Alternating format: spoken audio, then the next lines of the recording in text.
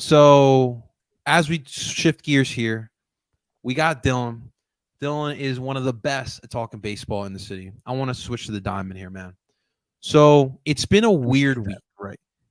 It's been like very a la last year, right? Like September, like, yes, dude, it's not fun. It's not fun. But yesterday was a lot of fun, Dylan. Lots of fun last night. First off, anytime you beat Kapler, that brings a big smile on Phillies fans' Oh faces. yeah, This is an important series. Giants right behind in the wild card race. Bryce Harper gets the little league home run. yeah. You spank them 10-4. Noah looks solid, man. We were Schwarber looking hits one good to the yesterday, moon. Dylan. What'd you say? I missed that. We were looking good yesterday. What'd you think about yesterday's game? Yeah, no, yesterday was huge, and I agree with you, man. It's been a weird week because this team was playing so solid, literally up until I was going away for the week last week, and then they lose the series at home to the Twins. They get their ass kicked by the Blue Jays, but then they kind of kick the Blue Jays' ass and split with them. Then you lose the series in Williamsport to the Nationals. But this is a huge series, and this is a difference-making series right now for me because it would tell me one thing. If the Phillies are able to win the series or hell, knock on wood, be able to sweep the San Francisco Giants over the next two games, it would tell me that they're aware of the moment and they're aware of what's going on. And Alec Boehm alluded to that on the post-game show last night, talking to McCarthy and Kruk, basically saying, look, we're not dumb. We know the standings. We know what's going on in the wild card right now.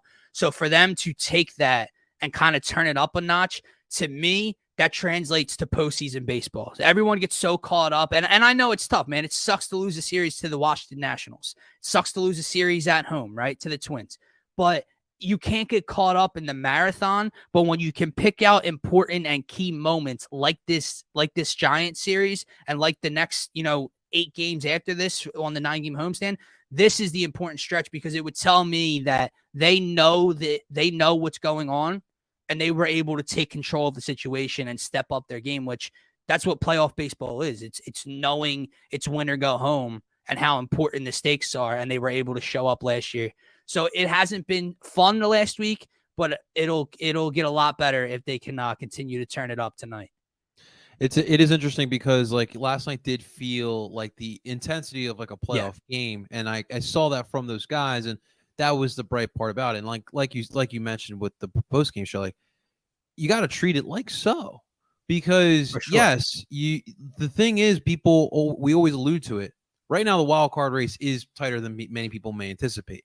One bad week, you could put yourself in a bad spot there. So it is important to keep ground. And I'm with you. I don't overreact over a loss. Like, yeah, it did suck losing to Nationals because, dude, we were taking care of them ever since 2020, man. That was fun. Yeah. That was fun beating up on them. But you take the wins when you can. I would like to see some more series wins for sure.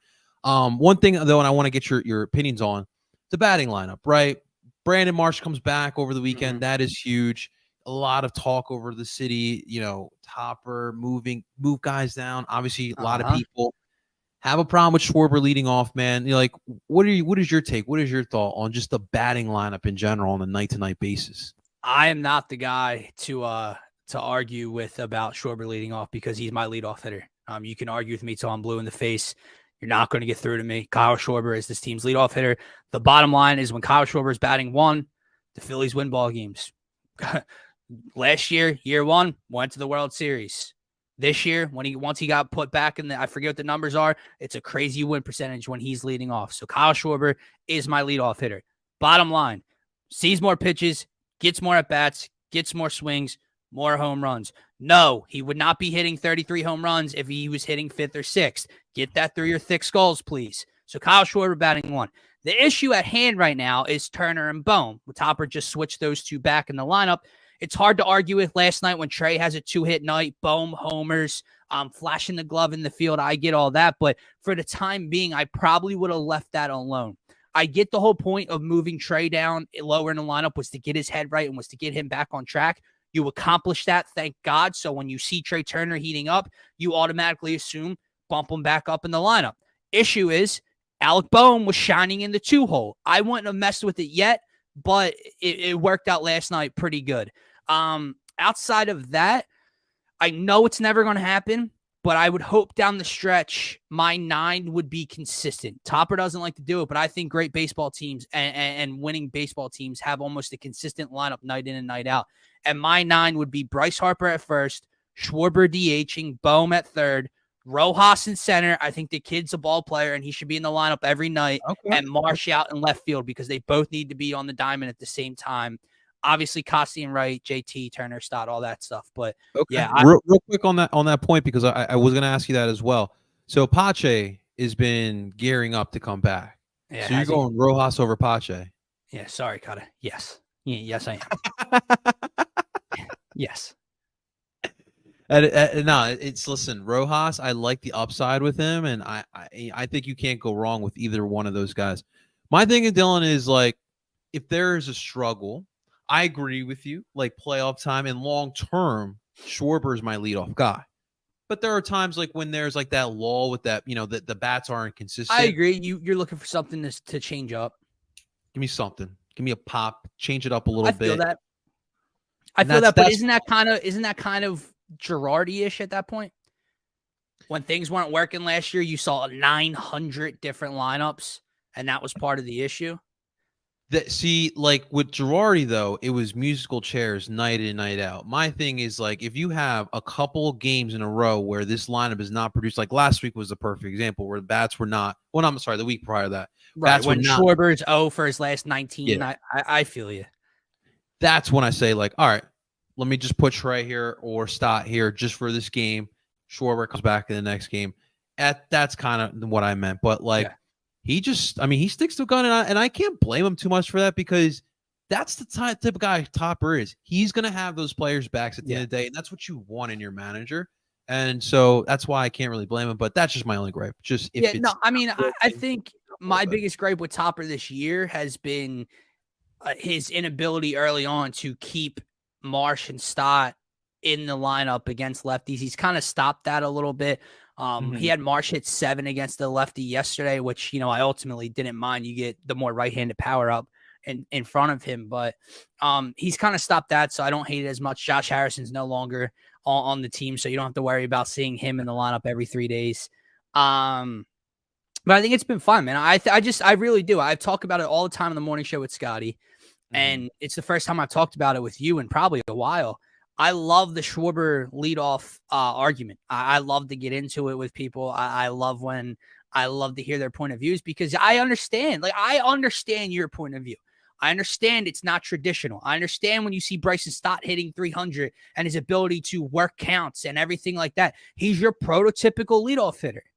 But where is Kyle Schwarber most valuable to this team? Well, first of all, he's got the second or third highest walk rate in the National League or in all of MLB this year. So the dude gets on base a decent amount. He walks almost better than anyone, right? So he can work a count. He can see enough pitches.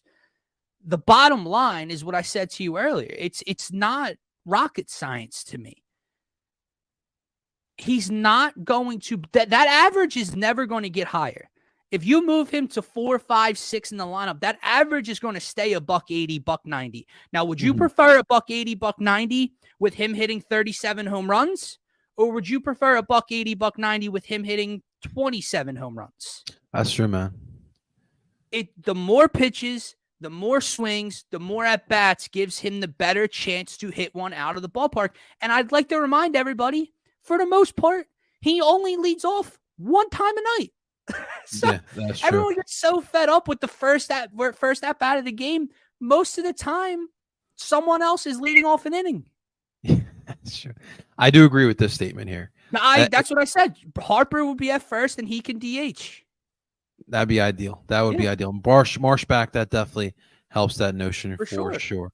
Well, especially when you see how the Giants played defense last night and how things can bite you pretty quickly. Yeah, that's facts, man. So today's game's at 6:40. Kyle Harrison is going to be going up against Taijuan Walker. Yeah, what's he going to pitch? 2 1/3 or 2/3 of an inning? Just don't give me that Saturday game where he walked 9. Oh no, my bad. I'm talking about Gabe Kapler's love affair with the starter. Get throwing someone out for 1 inning and then getting a starter into the game. You nerd, you absolute analytic nerd. Oh my God, dude. Dude, looking back at Gabe here in Philly, it's pretty wild. It is pretty wild where I we don't have another word. You're a nerd. Let me throw this guy out for 1 inning, hope it works, and then I'll get to my starter. What's their farm system like these days? I'm curious. The Giants? Yeah. I have no idea, to be honest with you. I just think it's funny because like some teams have to do that. Some teams with injuries and lack of pitching depth, they have to throw out the starter, right? The guy to throw 1 or 2 innings before they get their actual guy in there. He's just doing it because he wants to. They don't need to. Okay. I need to ask you this because this is a great question by Kata. So I'm gonna throw one more person here. So who's worse as far as the experimental coaches in Philadelphia? Yeah. You going Gabe, Chip, and I'm gonna throw Dave Haxtell in there as well. Oh man.